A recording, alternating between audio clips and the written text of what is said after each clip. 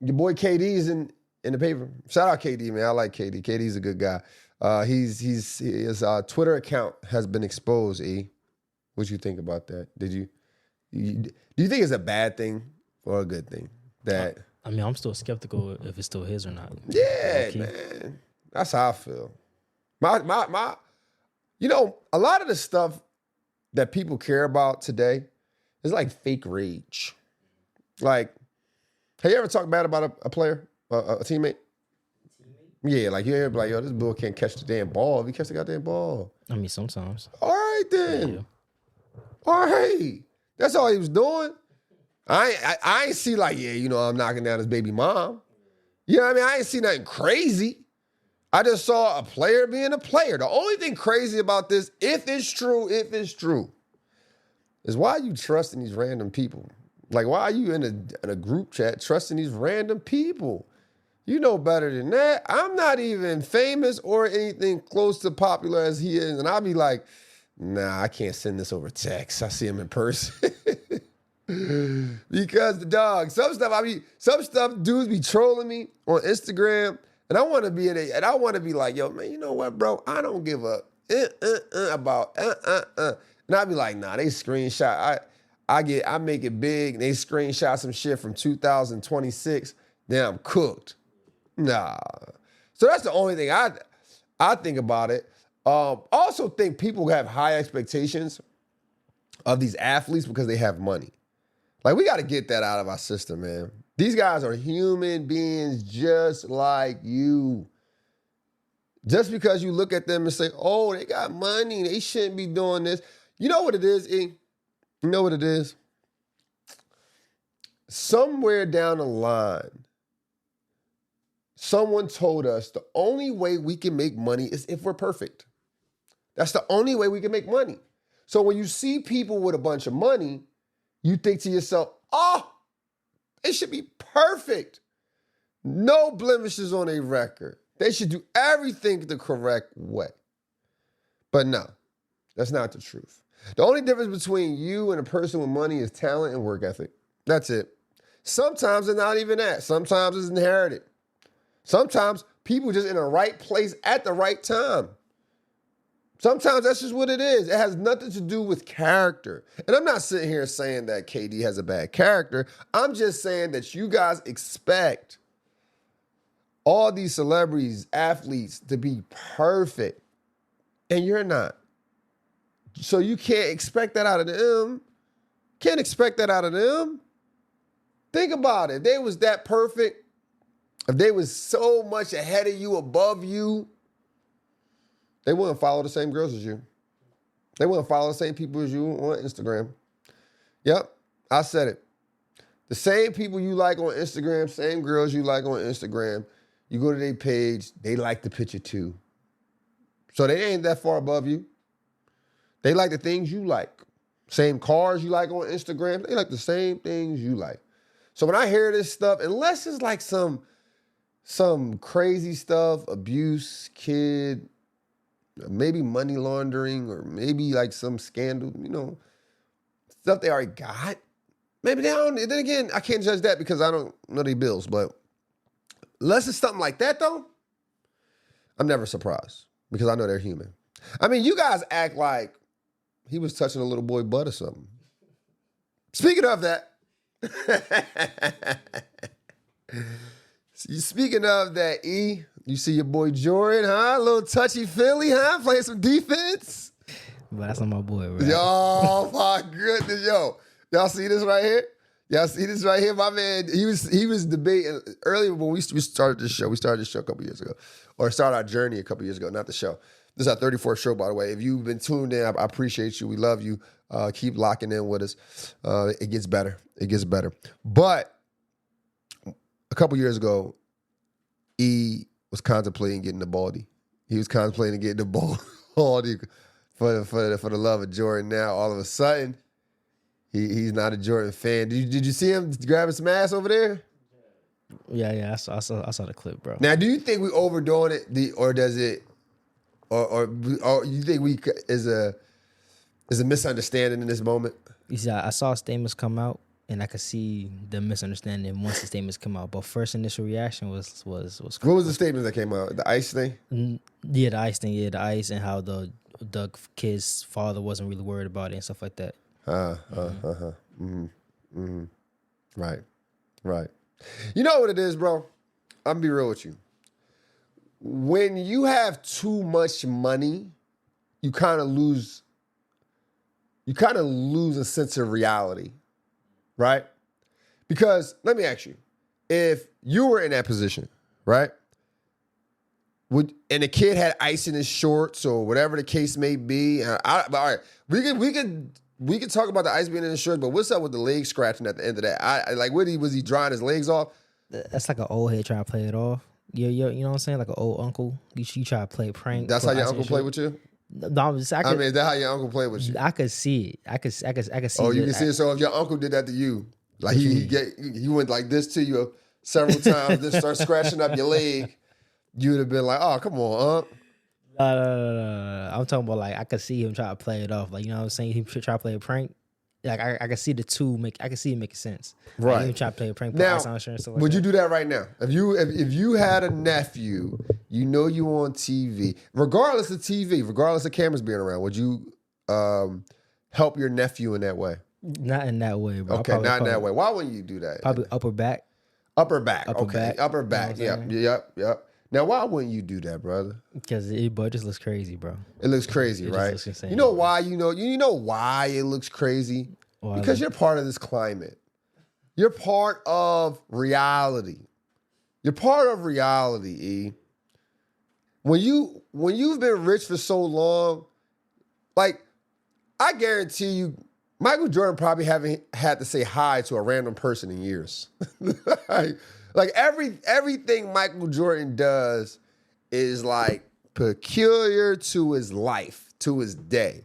He gets out the car, security here, security there, assistant here. Hey, we're going in this building. We go in this building. We don't talk to anyone on the side. My assistant, my publicist, they talk to this person, that person, this person. I guarantee he probably don't even got a phone. He probably don't got social media. I couldn't picture Michael Jordan scrolling on Instagram. You know what I mean? Like his Explorer pages is all twerky. So for me, I just think he's just out of touch with reality. I don't think it was necessarily like he was doing something inappropriate. I think he's just out of touch with reality. Now, for the people who's saying like, oh, you guys over-sexualize everything, cut it out, please. Please stop. Just stop.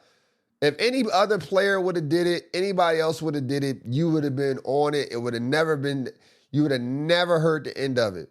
We going to give MJ a pass because he's 60-something. That's it.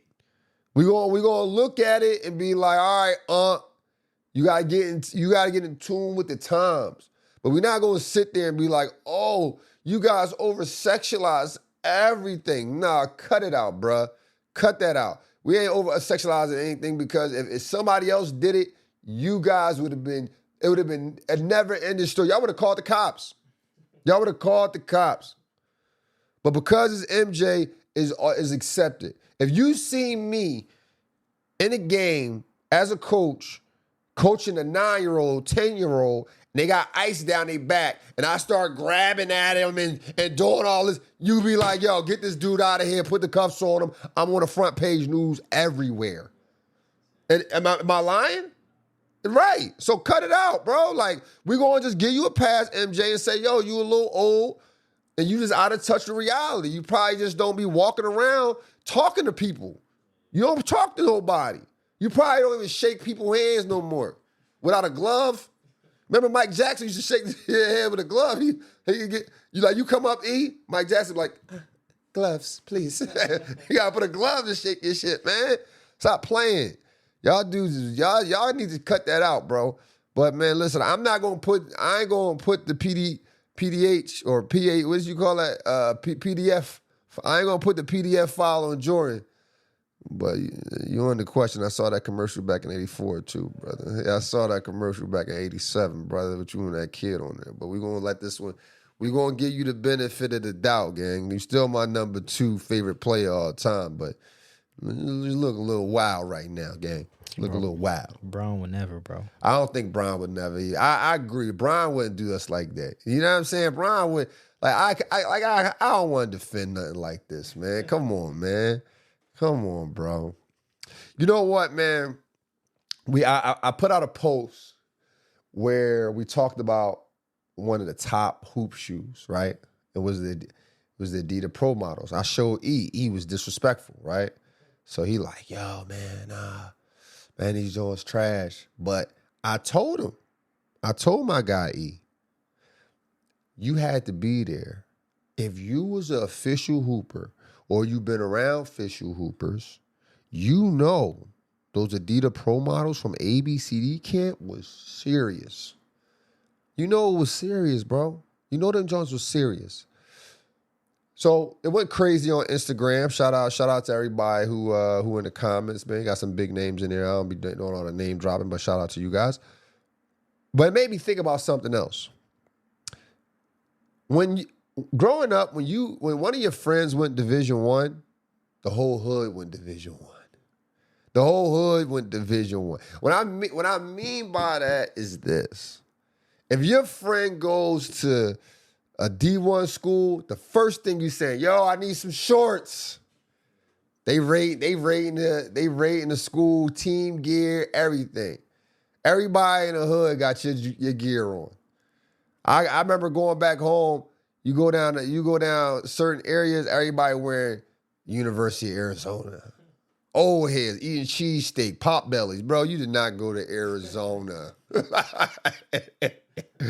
I go down for dudes wearing George Washington. Bro, you did not go to George Washington.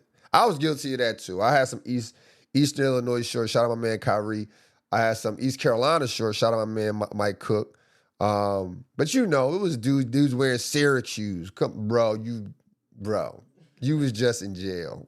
You was in jail for 4 years. How did you get this Syracuse gear? So when you, do y'all still do that? Like if one of your friends go Division I, do y'all want some ball shorts? Yeah, I don't got no friends who went Division I, bro. If you did though. If I did, I'd probably go out there. But I wouldn't ask for Do gear. you want the shorts or not? I wouldn't ask for gear, no. See, y'all ain't repping the game. When my guy, shout out my man Kyrie, I think I was in junior college. I was going to my second year of junior college. He went to Eastern Illinois. I was in junior college, Eastern Illinois shorts, baby. Because listen, if that's your homie, and you like, yo, my man played Division I, you got to prove it. You got to come with the gear, bruh. And this wasn't like online back in the day. It wasn't like you could, but who would do that? Like you wouldn't let's go online and go buy some Arizona shorts. Nah, we want to see the practice shorts. You couldn't just buy Arizona game shorts. But yeah, look, such and such got them for me. No, we want the practice shorts. You know what I'm saying? So I used to rock the Eastern Illinois practice shorts, you know? That was solid. My man Mike Cook went to East Carolina. I think it was East Carolina. Before he went to Pittsburgh. Shout out to Mike Cook. He dropped the hood off, all purple, all these purple stuff. You just got to be there, bro. That's how I see it. You just had to be there, man. You had to be there, bro. That's one of the moments. I'm gonna start having the moments every session, bro. Where you just had to be there, bro.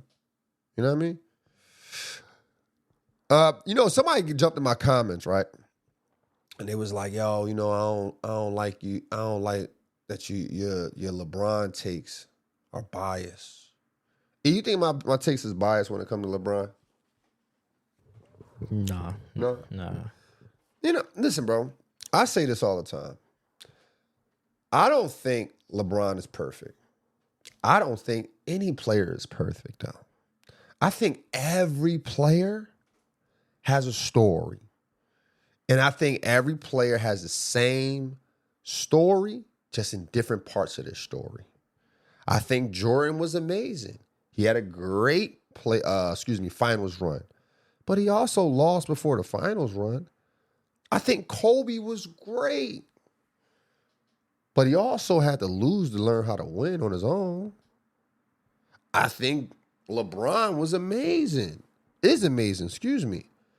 But he did. But the same losing that Jordan and Kobe did, he just did it in the finals. I mean, at the end of the day, at least he was competing most of the time. Like, shoot. But you know what? My biggest thing, excuse me, fellas. You know, I'm out of the show going crazy. But my biggest thing when it comes to, well, my biggest thing is this. When it comes to LeBron, if I had to say anything I didn't like about LeBron's career, it'd be this. I don't like that he's playing so long. Not because he's not good, though. Because the casual, the average fan, forget how good he was.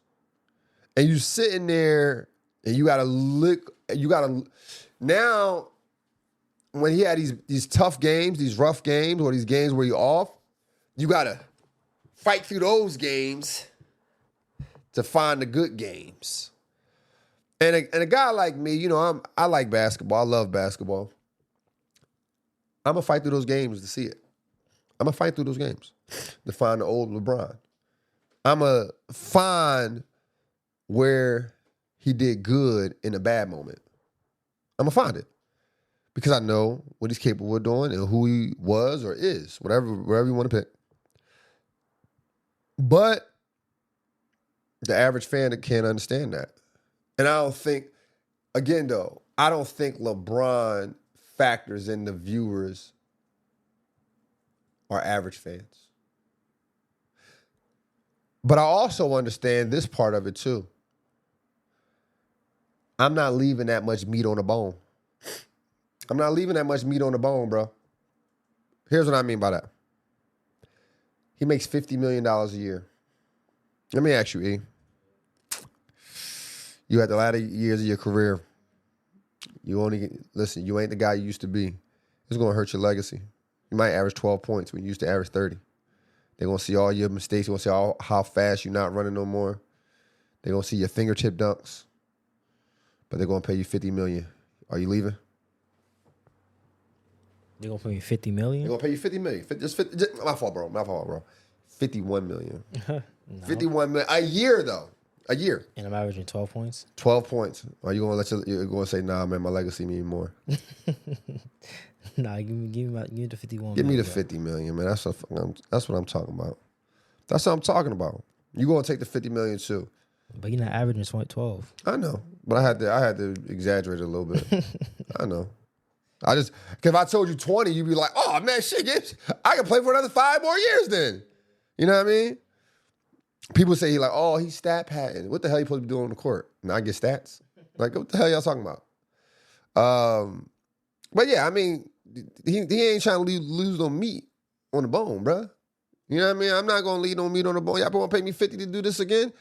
Shit, pay me 50 to do it again, bruh. It's all good. You know what I mean? I got my businesses. All I'm doing is growing wealth, brother.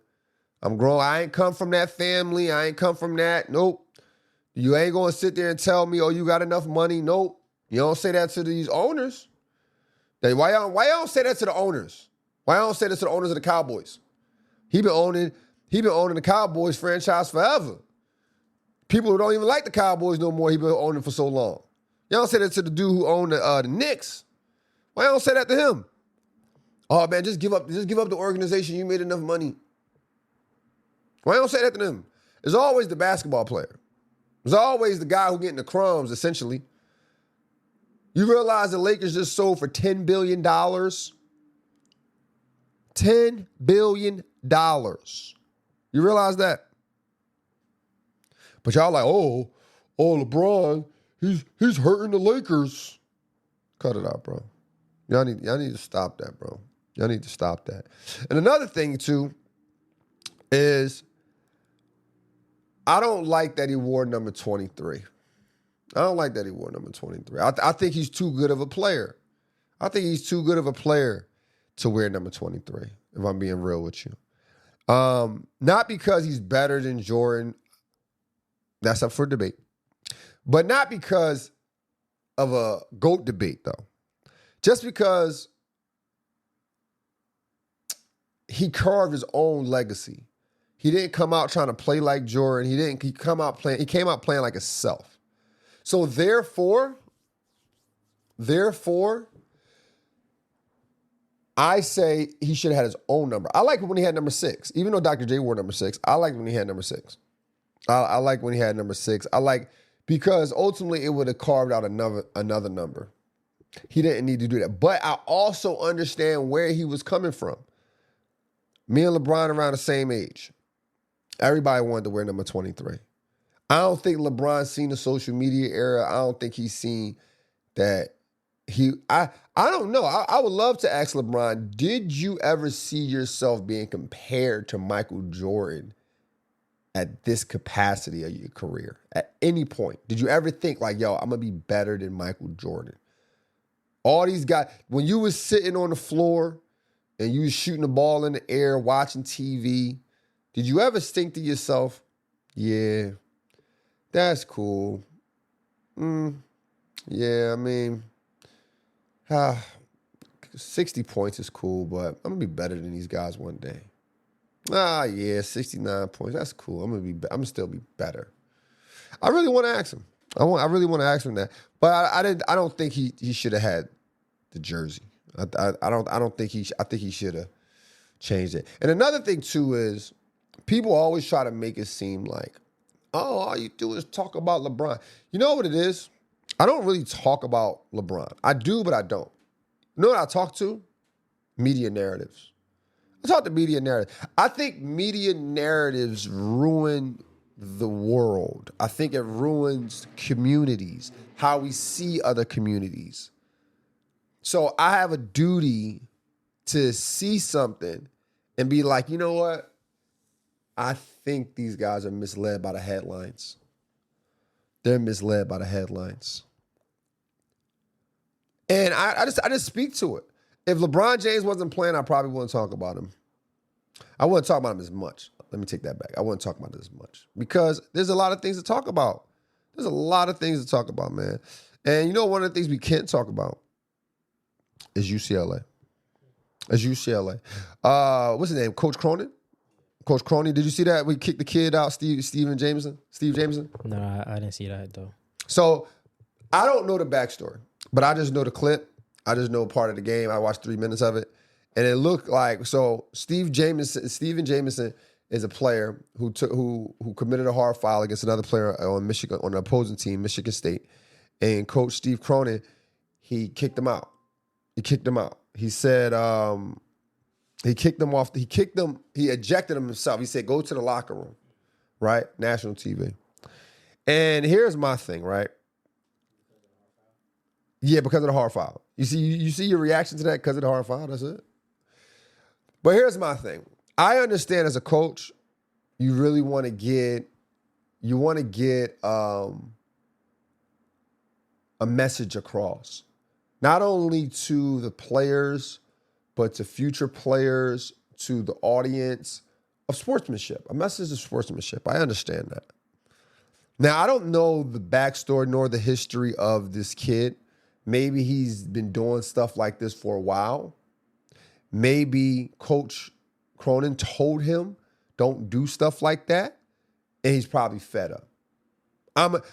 Coach Cronin is a really good coach. He's an experienced coach. I'm going to assume that's what it could be, right? I like to give everyone the benefit of the doubt. I don't like to do the rumor mill. I don't like to do the controversial takes. I want to give everybody the benefit of the doubt if it's there. However, I remember a press conference where Coach Cronin was saying, the kids are soft. The kids are soft. Something like that. And now you don't have a soft player. And if there is no backstory to this, if there was an emotional moment of a coach where he just kicks a player out of the game, I think it's a mixed message that you're sending. I'm not sitting here saying that the definition of playing hard means you got to take somebody out. You got to hit somebody in the head. No, I'm not saying that. But to to react the way you react if there wasn't no backstory. And you tell them to get out in front of millions. Now what message do you send? What kind of message are you sending at that point? Now, for me, obviously only for me, and I've never coached at his level. Well, I coached at college, but not Division I. Or head coach. I would say you sit him down for the rest of the game. If you felt that strongly about the foul. If it was about the foul. Now, if it was about a personal relationship that you guys have when it comes to Steve Jameson doing that, then that's different. If you warned him millions of times, yeah, get him out of there, bro. Go, yo, I'm tired. Because that's the only thing I can think of as a coach. As a coach, that's the only thing I can think of. The only way I'm like, get out of there. Get out. I'm just fed up with the kid. I'm fed up with him. I'm telling him, I'm talking to him in practice. Get out, bro. Tired of it. That's the only thing I can think of. But if you wanted some tough players and guys who compete, you got one, brother. You got one, and you got to know how to manage that. That's what head coaches do. Head coaches are not always the ones who call in the X's and O's and making it. I mean, they may make the final call, but they don't always come up with the greatest plan. They got a staff for that. But what a head coach does is he manages everyone. He manages assistants. He manages his players on and off the court, emotions, and the whole nine. I think it's just, and now if there was no backstory with this, I just think it's a better way of going about it, coach. I just think it's a better way of going about it, but who am I, right? I'm just a real hooper, showing short games. You know what I mean? All right. Now, we got a short show today, E. We didn't really, did I miss anything today, E? I mean, I'm going to talk about this Black History. I know it's that time. I ain't talk about it, on the first show this week. Yeah, but I'm trying to think of like topics that people have been saying. I always try to check the gram, see what topics guys on. Hey, it's been slow. We talked about the All-Star. Talked about the All-Star weekend. I don't know which I want me to keep talking about the 3-point contest, the dunk contest. I mean, the dunk contest is still in the algorithm. The 3-point contest, not so much. But what you want me to talk about, brother? What you want me to say? You got some few injuries that popped up in the feed today. Oh, who got injured? Franz Wagner from the Orlando Magic. Wasn't he already injured? Yeah, but he's again. I believe it's season-ending injury. Damn, with season-ending injury for Franz Wagner, and I'm looking up the news right now. Franz Wagner out indefinitely due to Franz Wagner. Excuse me. He's out indefinitely due to ankle soreness. Sure. So it's indefinitely. It might not be season-ending. Yeah. They just don't know when he's gonna come back. Zach LaVine from the Sacramento Kings. He's having season-ending surgery. Surprising. I'm trying to see what kind of surgery it is. Let me stop you. You know what it is when it comes to injuries, man? I remember when it was like tragic when a player got injured because that player never got injured. Like Michael Jordan played like 82 games. It's like in several seasons. LeBron James played over 70 games, at least 17 seasons. I counted before. I think 17 seasons. He played over like 60, 70 games. So when you hear a guy get injured, it's like, oh my gosh, he's injured. Like, what? Is he going to come? Because ultimately, when guys used to get injured, they wouldn't come back the same. They wouldn't come back the same.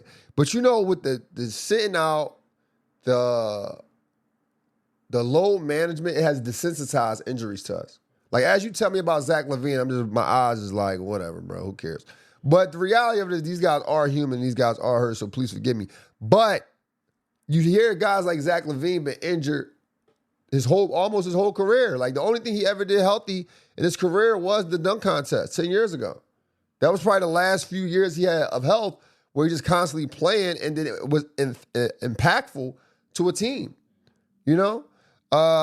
Franz Wagner, like you said, as soon as you said, I'm like, didn't he get injured earlier this year? Like, these guys keep getting these injuries, And I think that's just something that the NBA needs to get a hold of. And I don't know what's causing these injuries because the guys is playing the same games. I mean, obviously the games is faster. I like to believe the game is faster than it once was. But there's a lot of movement, herk and jerk, and running up and down speed. But these guys are also small too, bro. Like, are y'all lifting weights? Like, these guys don't look like they live. Like, the old school guys look like they lift weights. Kawhi Leonard looked like he lifts weights. Giannis, drafted 2013, weights. LeBron James, 2003, weights. Over the years, Steph Curry has put some weight on, 2009, weights. Even Kevin Durant has gained some weight over the years. Like, you saw Jace Richardson, Richard Jefferson's son. Like, not Richard Jefferson's son, Jason Richardson's son. Bro, like a little kid out there. Like, they wearing T-shirts under the jerseys now. They didn't do that back in the day. Dudes wanted to show off their muscles. They cut. These guys are small, man. These guys, you see these guys. You wouldn't know some of these guys was NBA players if they wasn't tall. I mean, like, it's something about the way NBA players look versus a regular player or versus a regular person. Like, their back is just straight. They sitting straight up. I saw Caldwell Pope the other day. He not big in mass, but he's tall. You know what I'm saying? He's a tall dude, and you can tell, like, oh yeah, he might hoop. You know what I'm saying? But sometimes, like, they be looking janky. What you mean by janky? Like, you ever see Kenny in real life? Kenny who? Kenny the Jet Smith. Oh yeah. What about him? His knees.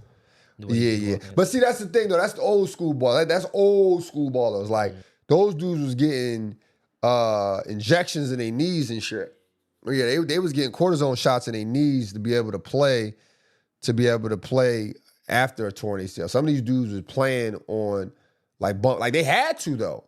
Like, now you have teams with guys where it's 2 guys making over 20 or more than that. More than 3 guys making over $30, $40 million a year. Before, $30 million was the most. Jordan made $30 million in 1 year. That was crazy back in the day. The next person after him, I believe, or lower than him, was Patrick Ewing. Patrick Ewing, $20 million. $20 million, $17 million. Then it was like Horace Grant, I believe, was like 14, 15 million, bro.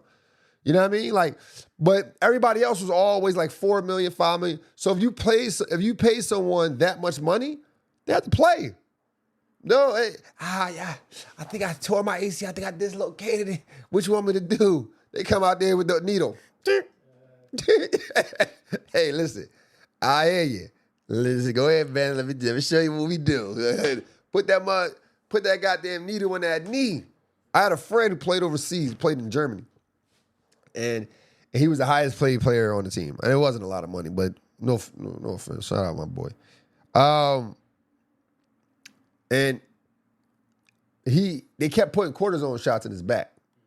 You know what I mean? And to the point where he couldn't run, he couldn't do the things he couldn't do the things he wanted to do anymore, and he had to quit because it was like, bro, I want to be able to live. I want to be able to live and run up and down. You know what I mean? So that's what they do, man. That's what they do. So you see it a lot though. Like, you see, like, it's a difference in the old school versus my school. Let's go old school, unk school, and the new school, right? I'm unk school. You know what I'm saying? I'm in the middle. Now, the old school, like, even with boxing, these dudes was fighting 4, 6, 7 times a year. And when they done with boxing, these dudes barely talk. They can barely hold a conversation. They memory shot. Saw like what happened to Muhammad Ali. Muhammad Ali, by the time he was done, he could barely talk, barely walk. And he lived like that for years. So you got to look at it like, you know, the older, as we advance with technology, medicine, people start seeing the nuances and seeing like, yo, this is not beneficial. So you look at an old school baller, his knees, he probably shaking, he can't barely walk. Now you go look at the boxers now. They fight 2 times a year, living their best life. Jet skis, new girl, Same thing with guys my age. You know what I mean? The Jamal Crawfords, the Carmelo Anthonys, all that, these dudes is on TV talking, chilling, still dressed to impress, going to every kid game. They got one son, two sons. Yeah, it's very like Carmelo got what? 2 kids. Yeah, he got two. He got 2 on the low scope, low one. One we know. And he got a daughter. He got a daughter who was there. Dwayne Wade, all his kids. LeBron, all his kids. Chris Paul, all his kids. You know what I'm saying? So when you look at stuff like that, it's like these dudes is different. These dudes look at their family and be like, yo, I want to go home, bro. Y'all ain't gonna be. I got 20 years out of me. I'm good. I'm good out of it. And they playing for 20 years. You gotta go look at guys like Sean Kemp. Sean Kemp was a hell of an athlete, hell of a player. Only played about 15 years. Out of 15, he was only good for like 8, 7. The rest he was just coasting. You know what I mean? So it's just like one of them things where as we get older and as we progress with medicine, nothing is going to be the same. America, the world is so barbaric though. Like we love it. Like I'm not a big fan of like MMA, UFC. Like I've tried MMA. I tried MMA. Why you say that? Dog, you know what it is with me? Yeah, look, I'm gonna tell you why I stopped MMA. I'm gonna tell you why I stopped MMA. It's because somebody hit me in my ear one time, right? And I feared getting the cauliflower ear. And I was like, nah, my ear's too big for that. And once they told me you can't do nothing about it, I was like, oh no. Nah, I don't think they can. I mean, they might can do it now, but before, that's what they was telling me. So I was like, I'm cool. But I just when it comes to combat sports, I know we're going off subject. I apologize, guys, but I gotta, I want to try to get to know me too. When it comes to combat sports, the thing for me is this, right? I always want to be in the know. You just never know what might happen. You got your hands up, ready to fight, box, and this dude do a kick. I want to be prepared for that. I want to be ready for that. I wanted to wrestle, but it was like, I just didn't like the interaction between two men. Yeah, I don't like people being, like the tights, being on top of each other. I'd rather avoid that. You know what I mean? Like, I'd rather not, like, don't get me wrong. I do want to know how to avoid going to the ground, pause. But I don't want to practice it. Boxing is cool for me. All right, let's close it out, man. Let's close it out. It is Black History Month, as you already know, and as you already are excited about. And we want to acknowledge the Black pioneers of the game. And today I want to talk about Dr. J. Dr. J. That's right. Dr. J played for the Philadelphia 76ers, also played in the ABA. And when I was growing up, Dr. J was a guy who everyone talked about. I feel like, and I'll just say feel, that Dr. J walked so Michael Jordan can fly.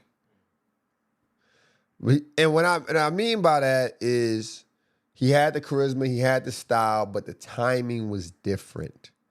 There was still racial barriers, huge racial barriers at that time. And Dr. J transcended through that. He embraced Black culture on a national stage, rocking the afro, the style on the court, off the court, the leather jackets, just a smooth dude. Reminds you of Shaft playing on the court. He legitimized the NBA culture. He proved that style wasn't, the ABA style wasn't street, it was elite. Once he came over to the NBA, they had no choice but to evolve. Dr. J was smooth, confident, unapologetically himself. He showed you can get respect, get paid, and be iconic just being who you are. He saved. My uncle used to tell me he saved the Sixers. He saved the Sixers' identity. He gave the city the hero that looked like the people in the city. Then Moses Malone finished the job, but Dr. J built the foundation.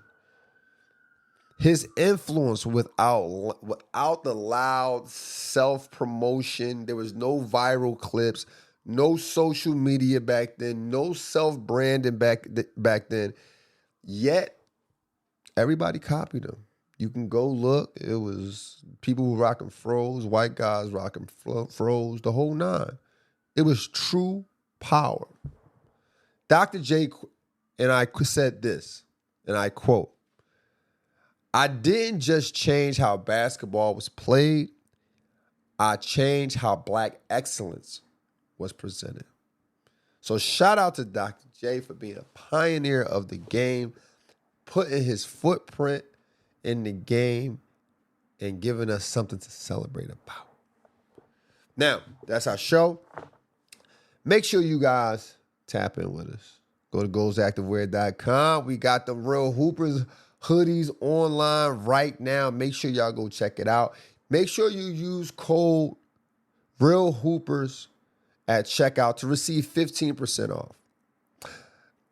Make sure you follow us on all social platforms. Yes, Score Society on all social platforms. If you don't see my face and you following it and you don't get about 6, 7, 10 posts a day, it's a fake page. It's a fake page. So make sure y'all tap in. We appreciate the love. We appreciate the support. Until next time, let's continue to think elite and together. Welcome to Score Society.